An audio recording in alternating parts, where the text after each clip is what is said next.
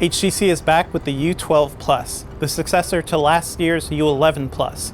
This is another big screen phone. It has a 6-inch display with a Quad HD Plus resolution. And actually this year, HTC isn't even gonna make a smaller version, so it's just the U12 Plus for now.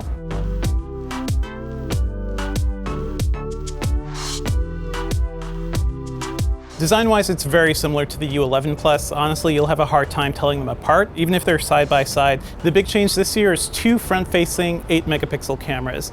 And that basically just allows you to get the bokeh effect for selfies, or if you're doing video calls or something like that. There's no stabilization, unfortunately, but it's still a big step up from before. And on the back, you've got 12-megapixel and 16-megapixel cameras that'll give you a 2x optical zoom with stabilization, and also a decent amount of bokeh effect too.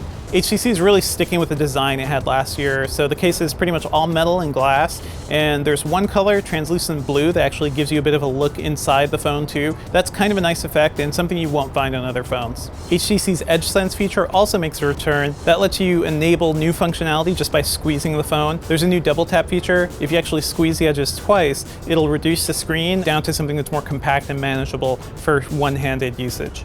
And HTC's also using those sensors in cool new ways. If you're holding the phone and you lean over to the side like you're trying to lay down, it'll actually keep the phone in portrait mode instead of auto-rotating to landscape. That's pretty useful if you end up laying down in the couch or in bed and you want to keep reading it in portrait mode.